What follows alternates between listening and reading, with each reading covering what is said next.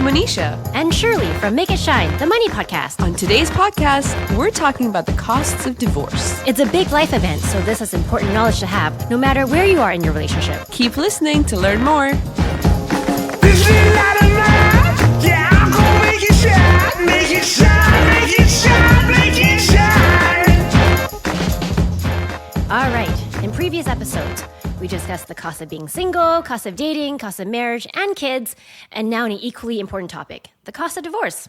Such an important topic, and I feel it's one that there's so many misconceptions and myths about. Yes, and before going through my own divorce, I definitely didn't understand how involved the process was. Yeah, and I feel, at least when I was younger, a lot of what I heard and learned about divorce was not just negative, but kind of extreme. You know, people will talk about how divorce is going to put you in these crazy circumstances that you can never recover from. Yep. And especially I remember in the media. Remember Maury Povich or the Jerry Springer show? Yep, You know, I you have do. all these fights. Yeah, you're like, oh, if you're a man, your wife is going to take all your money. And if you're a woman, your husband's not ever going to pay child support. It was crazy. And it's not just in the media. So on a more subtle note, I was at a barbecue last week and met my friend's aunt for the first time. And then she asked me where my husband was. And I said, no, I'm divorced. And her tone and body language changed immediately. And she shook her head and was like, oh, divorce. As if I just revealed something really bad. I mean, don't get me wrong. Like going through the divorce process was very difficult and stressful. So there's a lot of negative connotation around the term divorce. Yeah, and I mean, I find all the studies also just focus on that, right? So there's a lot of studies out there that talk about how stressful it is. In fact, in general, divorce is rated as the second most stressful life event in studies. Right. So the death of a spouse is ranked as a number one stressor, followed second by divorce, and third, marital separation. So interestingly, the fourth stressor on the list is imprisonment. So the process of going through a divorce is ranked more stressful than going to jail. Oh my God, that's crazy. And I think I'm stating the obvious, right? When I say that every couple situation is unique, every divorce is different, but it would be really great if there was more positive portrayal on life after the divorce, because there are many positive sides to it. I mean, I feel a lot of times it's just like focusing on labor or, you know, the pain of physically delivering a child, but obviously there's life after that and you enjoy life after that. It doesn't end there. Yes, I agree. So TD Canada ran a survey called Love and Money and found that 74% of divorced Canadians polled felt that their financial status was the same or better than when they were married.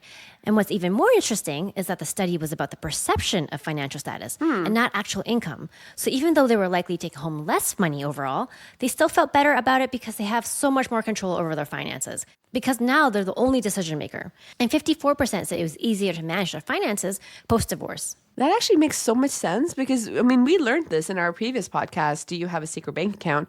That money and finances are actually the number one reason people get divorced. So having that full control, that's got to be, you know, a huge life changer. Yes, so in the same survey, 52% said that they learned a new financial skill. And of those, 28% started to track their spending, 23% started to save for retirement, and more than half of those surveyed say that they're spending less after divorce, and about half of them consider themselves financially better off. Okay, wow. So that's a silver lining right there. And that's after you've gone through the divorce. But, you know, I know going through it is a huge process in and of itself. Yes, it can take a long time to get a divorce, and the longest one recorded is between the former head of investment bank at Bear Stearns. So him and his spouse took 21 years to get divorced. Yeah, and for some, actually, the time taken to get divorced is longer than the time they were married. I mean, take Brad Pitt and Angelina Jolie, for example. They were only married 2 years, but their divorce proceedings, they're still going on. It's been like 6 years, and they're still trying to figure out how to split their assets. I thought that was a headline from a long, long time ago. Yeah, they've been legally separated for years, but actual divorce is not even close to being finalized. Wow. So I guess that's not actually surprising because there's so much you need to do to come to an agreement and finalize the divorce. Yeah, I mean, take them as an example. They've got 6 kids between them. They have properties all over the world. They have businesses. And so she filed for divorce in 2016. So that's the 6 years ago. But I mean, I was thinking about it. Just imagine their legal bill or the couple that you shared that took 21 years to get divorced. I mean, their divorce bill is probably in the millions. So some sources say that divorce is a $10 billion industry in Canada, and it's $50 billion in the US. And that's just the cost of getting divorced. So these are payments made to lawyers and so on. And it's not even the amount of money being transferred from one spouse to another. Yeah, and since divorce is complex and like super personal, in our podcast, we're really going to be focusing on, I would say, the common costs. Because because there's unique things that happen in every divorce, every situation that, it's really hard to cover. But we'll be talking about the common cost. But I encourage in general, if you are going through a divorce, neither Shirley nor myself are lawyers. So I'd really recommend you still seek expert advice and go meet an expert. That's critical. Exactly. So we'll also cover 5 money management tips for you to consider during and after the divorce. And we also touch on the cost of a prenup. Yes, and why Kanye West might actually have had a positive impact on the number of prenups that are getting signed. Oh, I can't wait to get to that part. So, what does it cost to get a divorce? Well, not surprisingly, there's no one-size-fits-all cost. It completely depends on your situation.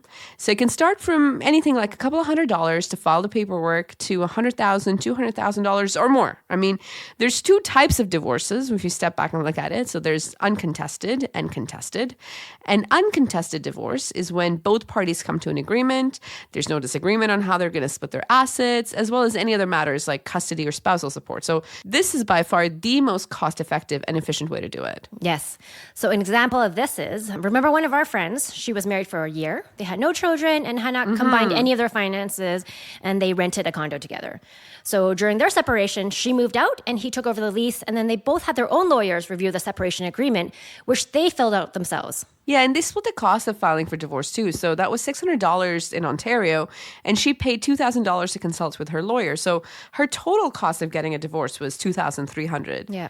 And she's lucky because she moved back home with her parents. So, housing was a big cost that she didn't have to worry about. Later on, she found her place, but during the separation itself, she actually had a safe place that she could go to for free. So the other type of divorce is a contested divorce, and this is where you and your spouse cannot come to an agreement on how to divide your assets or the terms of custody if you have kids. So according to Slice.ca, a 2-day court trial can cost anywhere between $13,000 to $27,000. Wow. And if you're going to trial, this usually means a lot of money and time has already been spent to try to reach an agreement. And every interaction with your legal team is money. And the cost of a family lawyer, at least in Toronto, ranges from $400 an hour to $1,000 an hour. And not everyone could actually even afford to get a lawyer. One of our friends, she funded her divorce through her emergency funds. But if it wasn't for that money, she wouldn't even have had the means to go through with it and fight for what she was legally entitled to. Yes, so that's the thing. So not everyone can afford to get a divorce. There's a great article from CNBC, and it says that couples, women especially, they stay in unhappy marriages because of financial insecurity and stress. So some of these women may also have children, and they may have also left the workforce to take care of the kids. So now they not only have to pay for childcare services, but they also have to think about re-entering the workforce after being gone for a few years or more, and that's really, really tough. Yeah, there are some resources out there that, offer help to people, especially in lower income brackets, such as Legal Aid Ontario. And then there's other organizations throughout Canada, too, that offer pro bono consultation. So that's a great point. And for couples who own property together, another cost you may incur is around the valuation of your marital home. Right. So that's the property you lived in together during your marriage. In Canada, the value of the marital property is split 50-50, regardless who paid for it or even if it belonged to one person before marriage. So if you decide to sell the property, you need to divide up the gain or loss equally. However, if one person decides that they want to keep the place and buy the other person out, you now need to agree on what that property is worth. So there's a few ways you could actually figure this out. As the property is the largest, most likely, the largest asset that you have to split, couples may use a certified real estate appraiser. And this is actually really important because if the couple cannot agree on the value of the property and this ends up going to trial, the appraisal stands in court. Absolutely. So there are home appraisers that provide reports that are accepted by judicial and regulatory bodies for the purpose of a separation and divorce. So they appraise a property at a specific point in time, such as the date of separation. And that's different from the estimate on your property from a real estate agent or your mortgage lender. And what they provide is not an official legal estimate for the purpose of a divorce. Yeah, this is a great point. And there is a cost for the service, right? You may decide to split the appraisal fee, or actually some couples just get an independent appraisal done each. So you'll have 2 independent appraisals to consider. And depending on the size of the property, the appraisal fee can range from, let's say, a few $100s to a few thousand. But actually, one of my friends, I remember she was stressed about having this additional cost added to her total cost of getting the divorce. But when you look at the big picture and what's at stake, the cost of the appraisal is totally worth it. Oh, yeah, I totally agree. And for some couples, there may be spousal and child support costs as well. So all situations vary and are highly dependent on your individual situation. And there are a lot of free sources and tools that can give you information. But definitely, as we said before, before, consult with a lawyer, consult with the professionals, and a lot of them offer free 30-minute consultations as well. Definitely. Okay, so Shirley, what are some ways to help manage costs and finances during a divorce? Okay, so firstly, be organized with your finances. I recommend all couples do this, even if they're not getting a divorce, because it's just good practice to know where you stand financially. So take an inventory of all your finances closest to your date of marriage. And that means both of you get a statement of all your assets and liabilities. So assets can include things like bank accounts, investment accounts like your RSP, TFSAs, or non-registered investment accounts. And liabilities are loans, mortgages, car loans, student loans. Print out a statement or keep a digital copy of it in a folder and just file it away. And if you are getting a divorce, you need to take inventory of all personal and joint financial accounts closest to the date of separation. So the snapshot of your finances you need are on 2 dates, on the date of separation and on the date of marriage. And this is important because it actually feeds into a calculation as part of your settlement agreement. So the importance of being organized, having all these statements available from the date of marriage is key because it's going to save you a lot of time and stress, especially during a very emotional period in your life. And most important thing is banks actually are only required to keep copies of your statement for 7 years. Yeah, and this is important because on average, people file for divorce after 8 years of marriage. Right. And the banks don't have it by then. Yep. So the second tip is to actually choose a lawyer that's right for you. Get a consultation with at least 2 or 3 lawyers. Shop around, interview them. Make sure you're comfortable with them and believe they're going to represent you well. Like Shirley said earlier, many lawyers offer a free consultation, so take advantage of that. Have questions ready for them. Give them a brief summary of your case and ask them if they've had experience with similar ones. Ask them about their fees, ask them about their communication style, their opinion, how long do they think your case is going to go on based on similar cases that they've seen, and what they would think the next steps should be. Just get them to walk through as many things as possible during this consultation. Yep, exactly. And then the third tip is to understand the cost of working with your lawyer. So some lawyers will ask for a retainer. That means it's a lump sum upfront to cover the initial cost of working with them. And earlier we referenced that family lawyers may cost upwards of $400 an hour. So find out exactly what that means. Are you billed by the minute, every time they talk to you, read and reply to your emails or your spouse's lawyer? Are you being billed for that time? In addition, there may be other costs as well. So, for example, the cost of mail or photocopy documents. You might be charged for those services too. So make sure you ask so you don't get surprised when you receive your bill. The fourth tip is to work efficiently with your lawyer. So be prepared before you meet with them. Write down your questions and write down their answers. Some people also work with the legal clerk who supports the lawyer. And their role is actually to help prepare the communication in the files that go back and forth between the couple. The hourly rate of the legal clerk is much lower than the lawyer, so that's another way to manage costs. And also take notes, do as much of the paperwork yourself or with the help of the legal clerk and save the important questions for the lawyer. And also read the documents that are pulled together more than once. So typos and miscalculations can occur, especially when you're negotiating and revising the numbers back and forth. So during my friend's divorce, one of her typos was a decimal point in the wrong spot. So she caught it, but that could have been That's a really crazy. expensive and really really important mistake. Yeah, double, triple check everything. It is a life-changing document, but I'm also going to say don't beat yourself up over any mistakes, right? There couldn't be things you might have missed as well, but there is no such thing as a perfect separation agreement, and it's not easy to get all of this done. Yeah, I couldn't agree more, Manisha. So the fifth and last tip is around planning for the immediate future and updating important documents and services. So for example, get a separate bank account or credit card if you don't already have one. Yes, update your emergency contacts, your will, your beneficiaries. If you have insurance benefits plans at work, check with your HR rep to see what you need to do to update your relationship status from married to separated or divorced, and also update your marital status with the CRA, the Canada Revenue Agency as well, for tax purposes. Yep, so a quick recap of the 5 tips. Number 1, be organized with your finances. Number 2, find a lawyer that you're comfortable with. Number 3, understand your lawyer's fees so there's no surprises when you get the bill. Number 4, work efficiently with your lawyer and their legal team, such as the legal clerk.